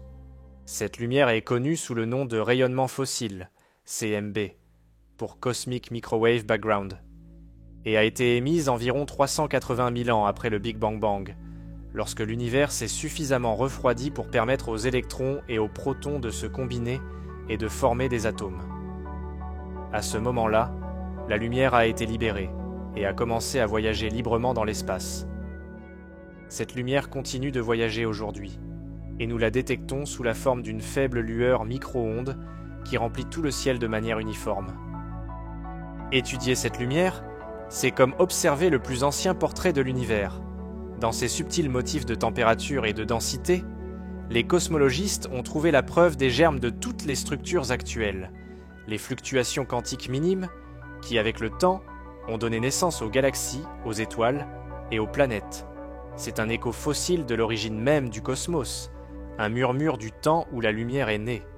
Bien que le rayonnement cosmique fossile représente la frontière visible de l'univers primitif, il marque également le début d'un mystère encore plus grand. Que s'est-il passé avant ce moment? Qu'y a-t-il au-delà de l'horizon observable? L'univers avant l'émission de cette lumière était opaque, dense, chaud. Aucun signal électromagnétique ne peut traverser cette barrière. Nous ne pouvons donc pas l'observer directement avec la lumière. Cependant, cela ne signifie pas que nous ne pouvons pas déduire ce qui s'est passé. Grâce à des modèles théoriques, des simulations informatiques et des observations indirectes, les cosmologistes ont développé des scénarios qui nous permettent de reconstituer ces premiers instants. L'un des principaux modèles qui nous aide à comprendre cette période est l'inflation cosmique, une théorie proposée par Alan Guth dans les années 1980. Selon cette hypothèse, dans une fraction de seconde après le Big Bang, l'univers a connu une expansion exponentielle, multipliant sa taille par un facteur inimaginable. Cette inflation expliquerait pourquoi l'univers est si uniforme à grande échelle, pourquoi le rayonnement fossile est si homogène, et pourquoi les galaxies sont réparties comme elles le sont. Mais le plus intéressant est que, selon certaines versions de cette théorie, l'univers observable ne serait qu'une petite bulle au sein d'un multivers beaucoup plus grand, avec des régions déconnectées dont la lumière ne pourra jamais nous atteindre. Au fur et à mesure que nous progressons dans l'observation du cosmos, nous arrivons à ce que les astronomes appellent la limite de l'univers visible, non pas parce qu'il y a une frontière physique, mais parce qu'au-delà de ce point, la lumière n'a pas encore eu le temps d'arriver. L'univers pourrait être infini ou pourrait avoir une courbure fermée, comme la surface d'une sphère. La vérité est que nous ne pouvons observer qu'une partie finie, déterminée par l'âge de l'univers et la vitesse à laquelle la lumière se déplace. Cela nous enferme dans une sphère imaginaire d'environ 46 milliards d'années-lumière de rayon, au-delà de laquelle s'étend un mystère insondable. Dans ce contexte, des télescopes Tansourny tels que le James Webb et de futurs projets tels que le télescope spatial Nancy Grace Roman cherchent à repousser les limites de l'observable. Bien qu'ils ne puissent pas voir au-delà du fond micro-ondes avec la lumière, ils peuvent détecter des signaux indirects, tels que les ondes gravitationnelles primordiales, les modèles de polarisation dans le rayonnement cosmique et les distorsions subtiles causées par la matière noire et l'énergie noire, qui nous renseignent sur ce qui s'est passé avant même que la lumière n'existe. Chaque photon ancien qui arrive à nos télescopes est comme une capsule temporelle. Il a voyagé pendant des milliards d'années, traversant le vide intergalactique, évitant les trous noirs, déviant sous l'effet des champs gravitationnels, pour finalement être capturé par un détecteur humain. Chacun d'entre eux renferme une histoire de l'univers, un fragment de quelque chose qui n'existe plus tel que nous le voyons, mais qui continue de vivre dans sa lumière. C'est pourquoi étudier la lumière ancienne n'est pas seulement une activité scientifique, c'est aussi un acte de mémoire cosmique. Et tout comme la lumière nous révèle le passé, elle impose également une limite infranchissable. Même si nous pouvons imaginer ce qui se trouve au-delà, tant qu'il n'y a pas de signaux, nous restons confinés à notre univers observable. Existe-t-il quelque chose en dehors de cette bulle? Y a-t-il d'autres univers? Ou simplement des régions du même univers auxquelles nous ne pourrons jamais accéder? Ces questions, pour l'instant, n'ont pas de réponse définitive, mais elles nous poussent à continuer à regarder, à rechercher, à imaginer. Car, en fin de compte, regarder vers l'univers, ce n'est pas seulement regarder vers l'extérieur, c'est aussi regarder vers l'intérieur, vers nos questions les plus profondes, vers notre besoin de comprendre, d'explorer, de transcender les limites. Au fur et à mesure que les astronomes cartographient l'univers à travers la lumière ancienne, ils ont découvert quelque chose d'aussi inattendu que troublant. Non seulement l'univers est en expansion, mais il s'accélère. Cette accélération a été détectée à la fin du XXe siècle grâce à l'étude de supernovas lointaines, des explosions stellaires extrêmement brillantes, dont la lumière nous parvenait plus faible que prévu. Cette faiblesse ne signifiait pas qu'elles étaient moins puissantes, mais qu'elles étaient plus loin que prévu, ce qui impliquait que l'univers avait accéléré son expansion à un moment donné de son histoire récente. Pour expliquer ce phénomène, les scientifiques ont proposé l'existence d'une forme d'énergie inconnue. L'énergie noire. Il s'agit d'une force qui agit de manière opposée à la gravité, poussant l'espace vers l'extérieur et accélérant son expansion. Bien que personne ne sache exactement ce qu'elle est, les données du fond cosmologique, micro-ondes, la distribution des galaxies et les lentilles gravitationnelles confirment sa présence. On estime que l'énergie noire constitue environ 68% du contenu total de l'univers, ce qui signifie que la majeure partie de tout ce qui existe est complètement invisible, intangible et, jusqu'à présent, inexplicable. Mais l'expansion accélérée ne modifie pas seulement notre avenir cosmique, elle affecte également ce que nous pouvons observer. À mesure que l'espace s'étire, la lumière des galaxies extrêmement lointaines se déplace vers le rouge, c'est-à-dire que sa longueur d'onde s'allonge, ce qui fait changer la couleur de cette lumière, et à terme, la fait disparaître du spectre observable. Certaines galaxies sont si lointaines et s'éloignent si rapidement que nous ne les verrons jamais, même si elles se trouvent dans l'univers observable. Leur lumière ne peut littéralement pas nous atteindre, car l'espace entre elles et nous s'étend plus vite que la lumière ne peut voyager. Ce phénomène crée ce que les cosmologistes appellent l'horizon cosmique. Une sorte de frontière temporelle qui marque les limites non seulement de ce que nous pouvons voir aujourd'hui, mais aussi de ce que nous pourrons voir un jour. Chaque jour qui passe, de plus en plus de galaxies franchissent ce seuil. Même si nous pouvons les observer aujourd'hui, leur lumière finira par ne plus nous parvenir, et elles disparaîtront à jamais au-delà de l'horizon. Dans environ 100 milliards d'années, l'univers observable se réduira considérablement, ne laissant que les galaxies les plus proches visibles dans le ciel. Tout le reste, même s'il existe, disparaîtra à jamais de notre vue. Cet avenir silencieux et invisible est l'une des conséquences les plus surprenantes de l'étude de la lumière ancienne. Ce que nous voyons aujourd'hui n'est qu'une photographie instantanée, un instant de clarté dans un univers qui glisse lentement vers l'oubli visuel. Mais, ironiquement, c'est grâce à cette même lumière, émise il y a des milliards d'années, que nous pouvons connaître ces vérités. La lumière nous parle non seulement de ce qu'était l'univers, mais aussi de ce qu'il sera.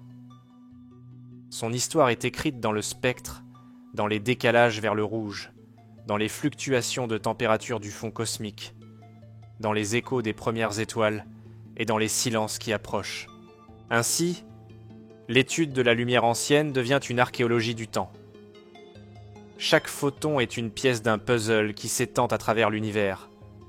Mais c'est aussi une carte vers l'avenir, un messager qui nous avertit de la destination finale du cosmos tel que nous le connaissons.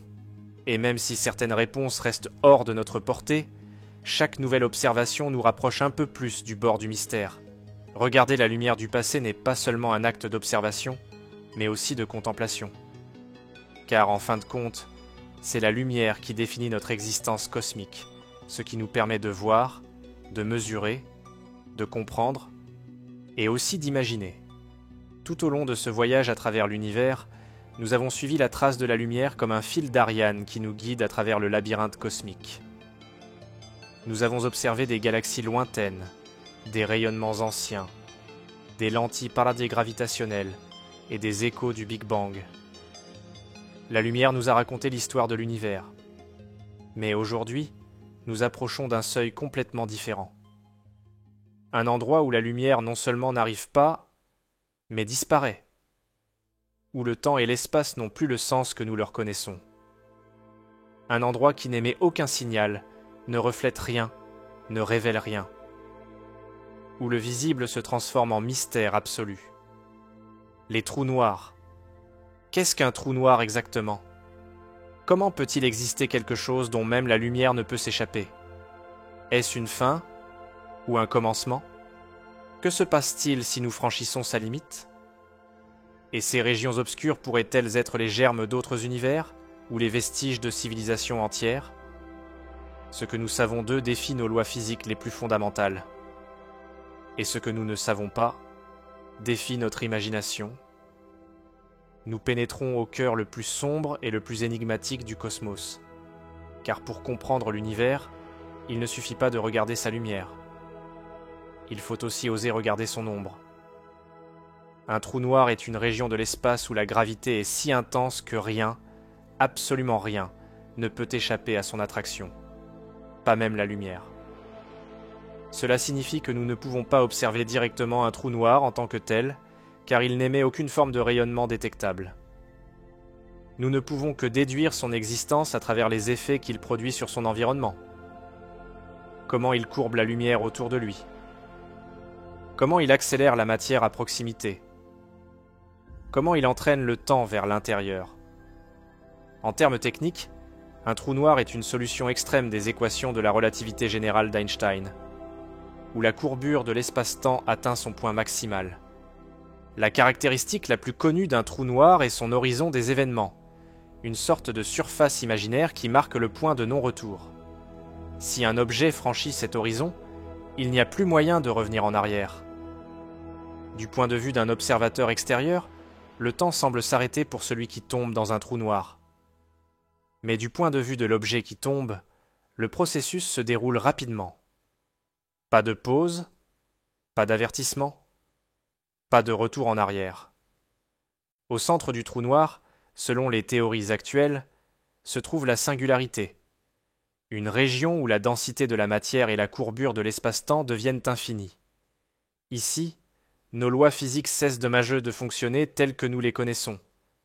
Il n'existe pas de description claire de ce qui se passe dans cette région. La relativité générale prédit l'existence de la singularité, mais ne peut la décrire. Et c'est précisément pour cette raison que les trous noirs sont si importants. Ils représentent la limite de la physique actuelle, un point où nous avons besoin d'une nouvelle théorie, probablement une théorie quantique de la gravité, pour vraiment comprendre ce qui se passe. Mais comment une telle chose peut-elle se former ? Et comment en sommes-nous venus à accepter l'existence d'objets invisibles, sombres, silencieux, qui dominent la structure du cosmos ? Le terme « trou noir » a été inventé dans les années 1960 par le physicien John Archibald Wheeler, mais son histoire commence bien avant. Le nom est trompeur. Il ne s'agit pas d'un trou dans l'espace comme un tunnel, ni d'un vide. Il s'agit d'une région compacte et extrêmement dense, où la matière s'est effondrée sous le poids de sa propre gravité. Noir, parce qu'il n'émet pas de lumière. Trou, parce que tout ce qui franchit sa frontière tombe à l'intérieur et ne peut plus en sortir. Cependant, sa réalité physique est beaucoup plus complexe que n'importe quelle métaphore. Malgré leur nom effrayant, les trous noirs ne sont pas des monstres cosmiques dévorant tout sur leur passage. Ils sont, à bien des égards, des objets astrophysiques stables, régis par des lois mathématiques précises. Ils ne m'aspirent pas la matière comme un aspirateur. Un objet peut orbiter autour d'un trou noir pendant des millions d'années sans y tomber, à condition de rester en dehors de l'horizon des événements. D'un point de vue géométrique, un trou noir est une déformation extrême de l'espace-temps. Pour comprendre cela, imaginons un drap tendu. Placer une balle lourde dessus crée une courbure. Cette courbure représente la gravité. Plus la balle est lourde, plus le drap se courbe. Un trou noir est comme une balle infiniment lourde qui perce le drap, créant une courbure si profonde qu'aucune trajectoire ne peut en sortir. Ce modèle, bien que simplifié, nous aide à imaginer l'impact d'un trou noir sur son environnement. Dans la relativité générale, cette déformation de l'espace n'affecte pas seulement la matière, mais aussi le temps. Près d'un trou noir, le temps passe plus lentement. À l'horizon des événements, Le temps, vu de l'extérieur, est pratiquement figé. À l'intérieur, le temps et l'espace changent de rôle. Le temps pointe inévitablement vers la singularité, comme s'il s'agissait d'une direction spatiale supplémentaire. Nous savons aujourd'hui qu'il existe des millions de trous noirs, rien que dans notre galaxie. Certains sont nés de l'effondrement d'étoiles. D'autres, appelés supermassifs, habitent le centre des galaxies et pourraient exister depuis les premiers instants de l'univers. Même si nous ne les voyons pas, les trous noirs sont des acteurs majeurs du cosmos. Ils influencent le mouvement des étoiles, façonnent les galaxies, génèrent des jets d'énergie qui traversent des millions d'années-lumière. Ce sont littéralement des structures invisibles qui organisent le visible. Paradoxalement, leur existence nous montre que ce que nous ne pouvons pas voir peut être plus important que ce que nous voyons. Ce sont les véritables architectes silencieux de l'univers. Bien que les trous noirs soient devenus l'un des sujets les plus fascinants et les plus populaires de l'astrophysique moderne, leur histoire a commencé dans le silence et avec beaucoup de scepticisme.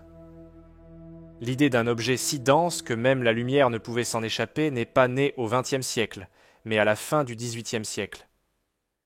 C'est le philosophe et astronome britannique John Michell qui, en 1783, a proposé pour la première fois l'existence de ce qu'il a appelé une étoile noire. S'appuyant sur la théorie corpusculaire de la lumière de Newton, Michell a émis l'hypothèse que si une étoile avait une masse suffisante, sa gravité empêcherait la lumière de s'échapper de sa surface. Quelques années plus tard, le mathématicien français Pierre-Simon Laplace est arrivé indépendamment à une conclusion similaire. Cependant, ces idées ont été oubliées ou considérées comme de simples curiosités théoriques. L'avènement de la théorie ondulatoire de la lumière, associée à l'absence de preuves, a relégué ces concepts au domaine de la spéculation. Il a fallu attendre le XXe siècle et la révolution einsteinienne pour que la notion de trou noir acquiert une base physique solide. En 1915, Albert Einstein a présenté sa théorie de la relativité générale, une description entièrement nouvelle de la gravité. Au lieu de la concevoir comme une force agissant à distance, la relativité décrit la gravité comme une courbure de l'espace-temps causée par la présence de masse et d'énergie. Quelques semaines après la publication des équations d'Einstein, un physicien allemand nommé Karl Schwarzschild, alors qu'il servait sur le front oriental pendant la Première Guerre mondiale, trouva une solution exacte pour une masse ponctuelle et sphériquement symétrique dans le vide. Celle que nous connaissons aujourd'hui sous le nom de solution de Schwarzschild. Cette solution prédisait une singularité mathématique en un point où l'espace et le temps s'effondraient.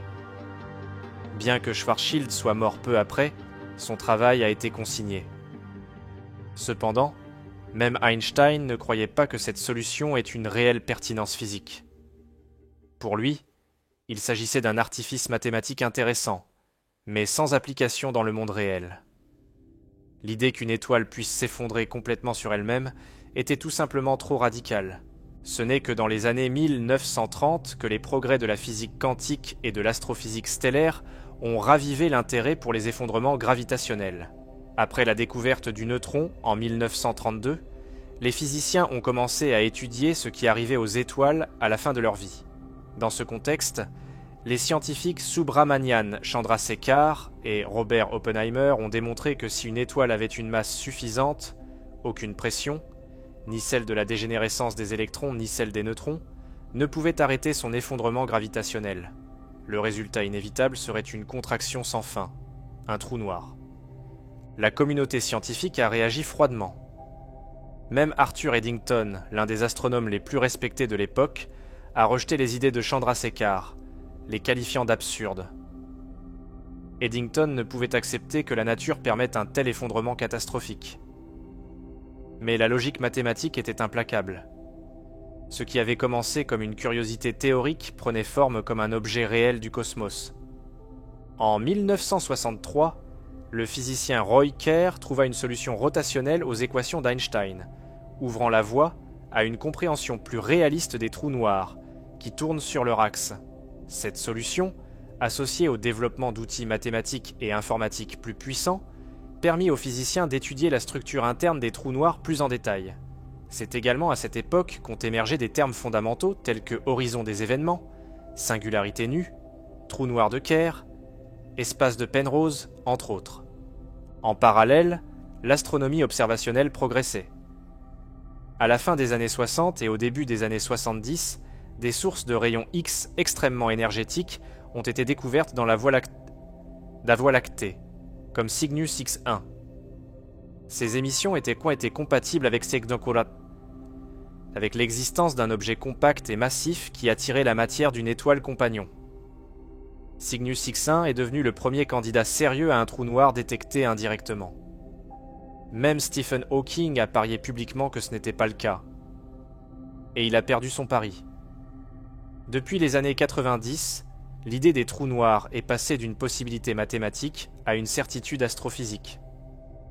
Les données obtenues par des télescopes optiques à rayons X et infrarouges ont confirmé qu'au centre de presque toutes les galaxies, y compris la nôtre, se trouve un trou noir supermassif.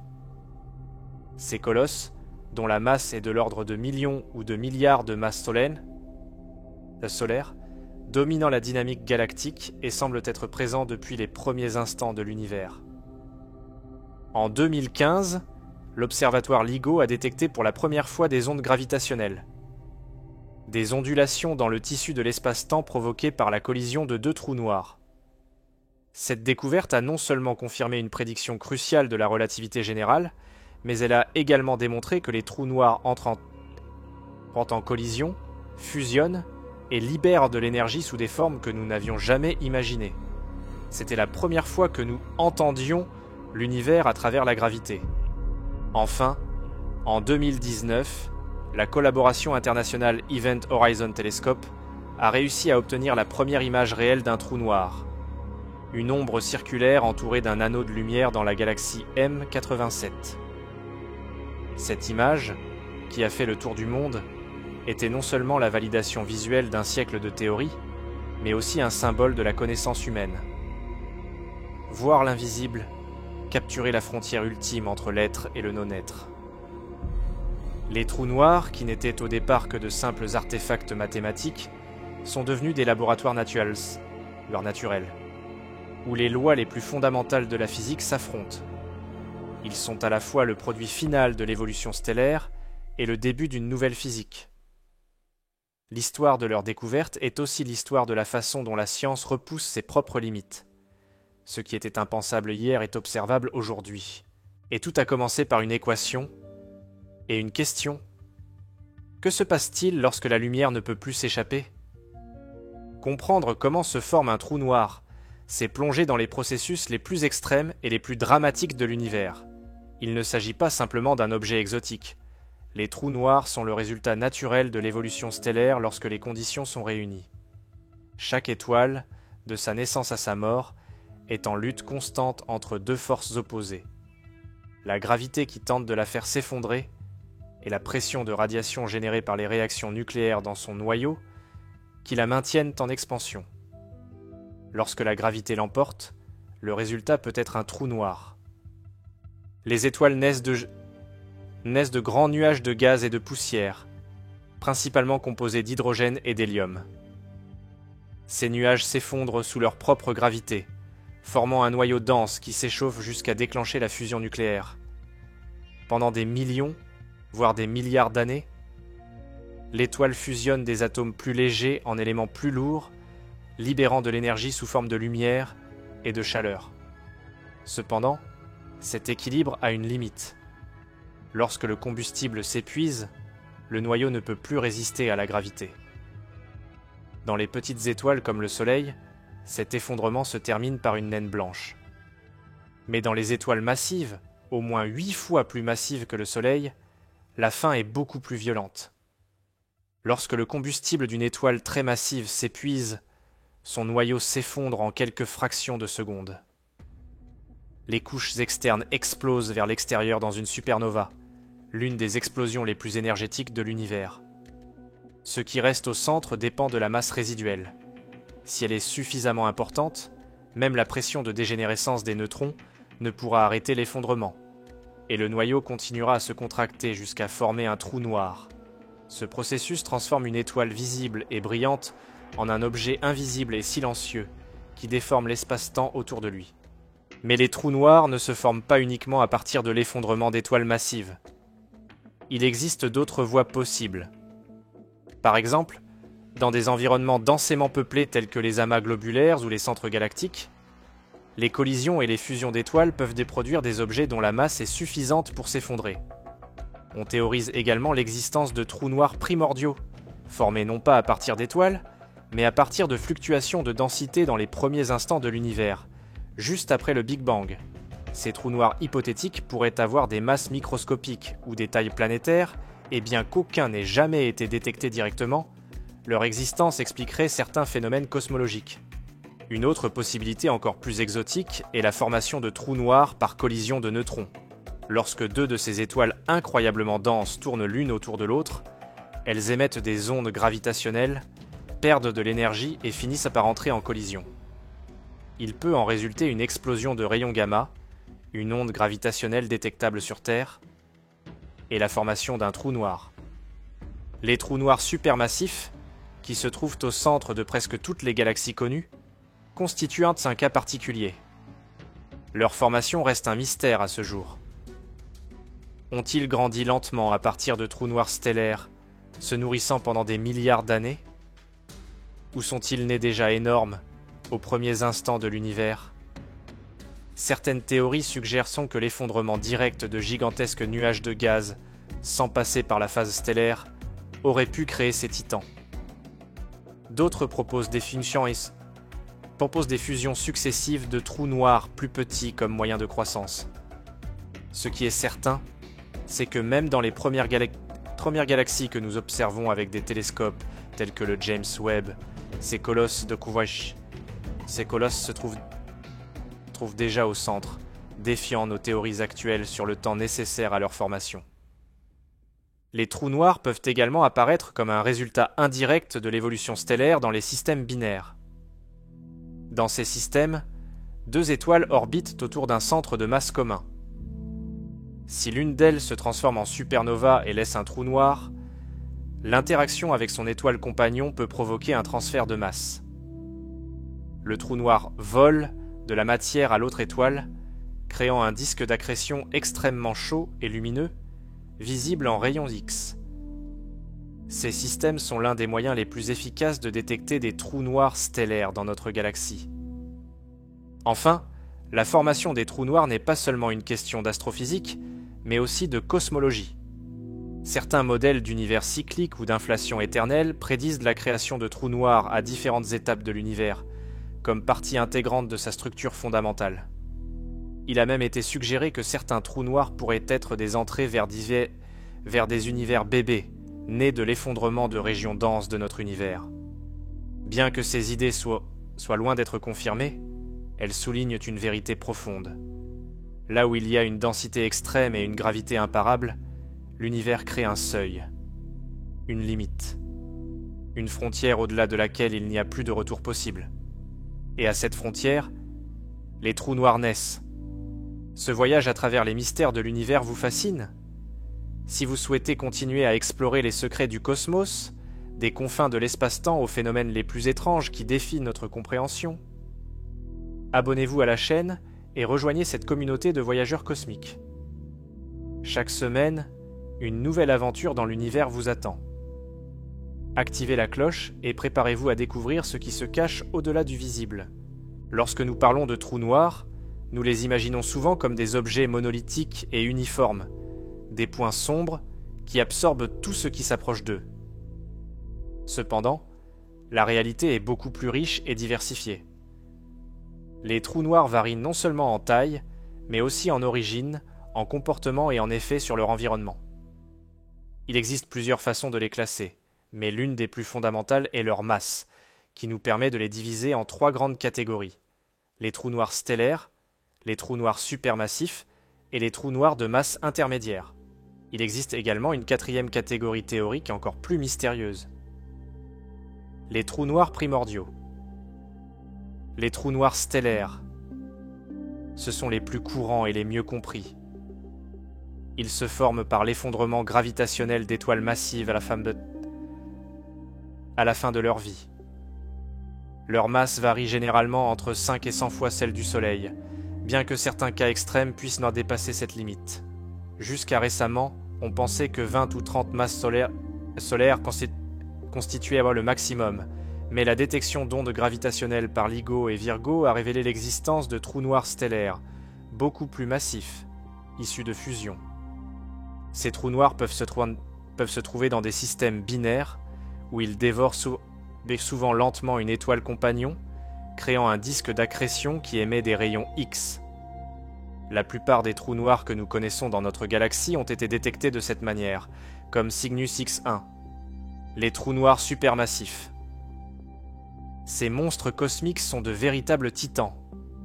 Leur masse peut être des millions à des milliards de fois celle du Soleil, et ils résident au cœur de presque toutes les galaxies connues, y compris la Voie lactée. Le trou noir au centre de notre galaxie s'appelle Sagittarius A étoile et a une masse d'environ 4 millions de masses solaires. Nous ne savons pas encore exactement comment ils se forment. Une théorie suggère qu'ils se sont développés à partir de trous noirs stellaires, se nourrissant de gaz, de poussière et d'étoiles pendant des milliards d'années.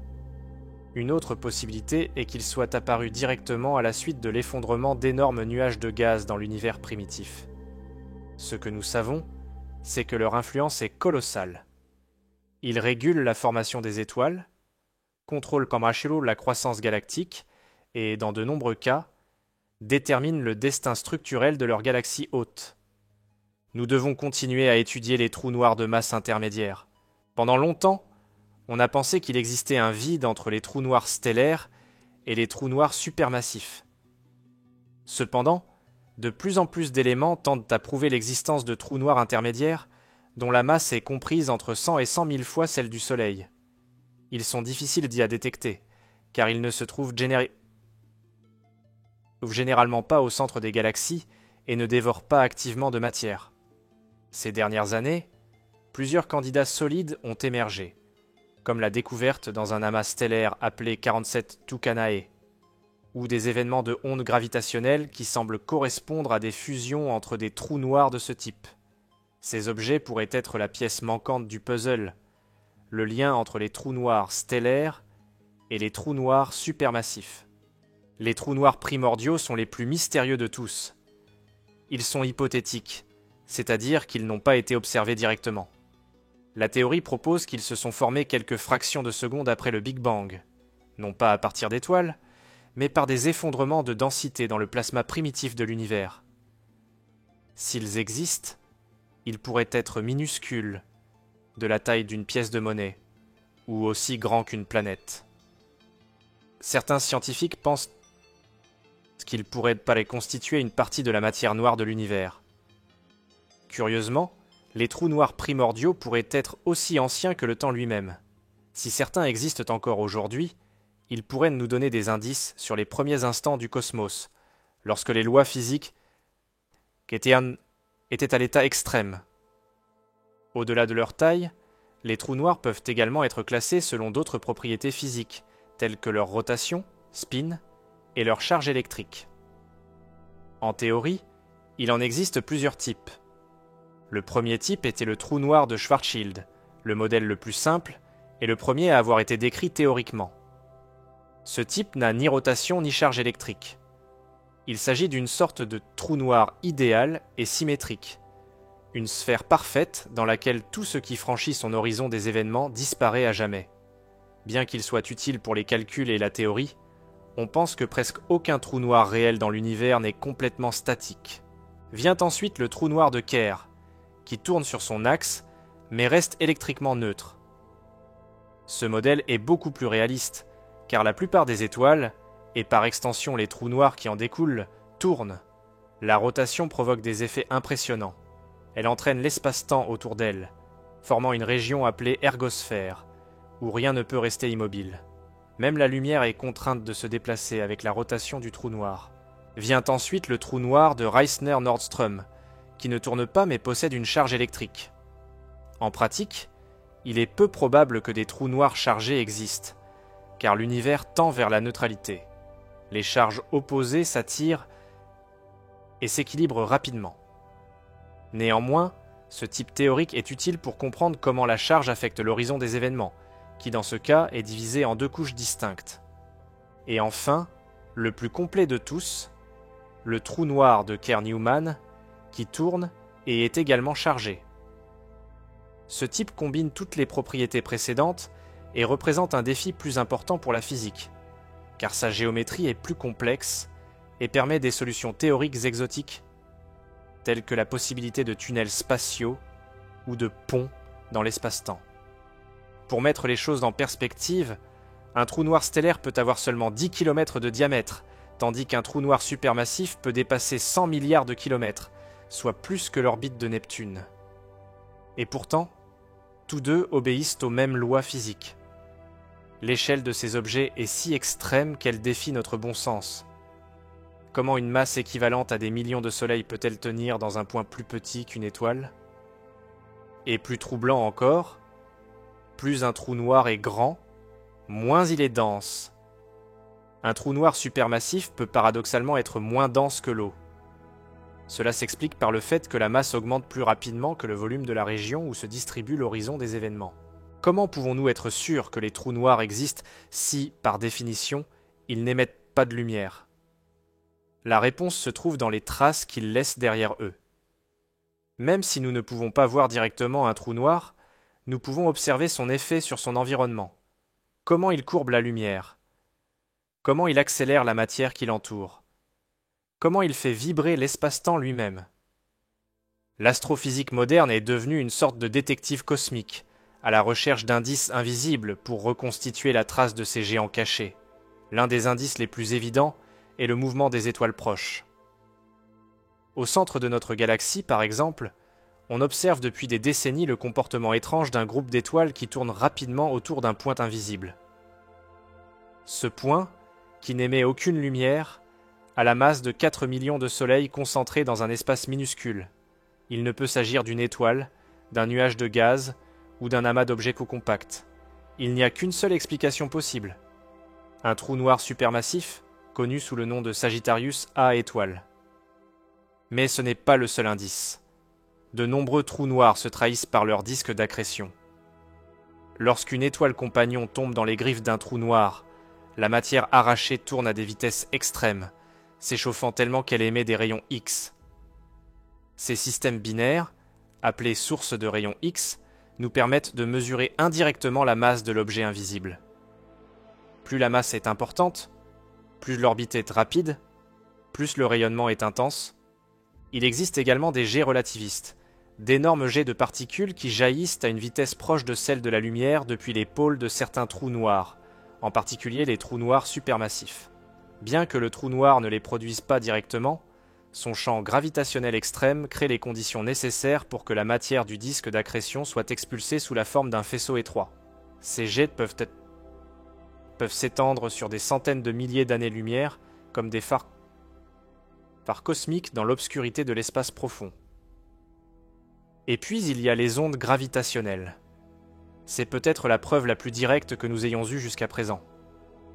En 2015, l'expérience LIGO a détecté pour la première fois une onde gravitationnelle, une légère ondulation dans le tissu de l'espace-temps causée par la collision de deux trous noirs à plus d'1 milliard d'années-lumière.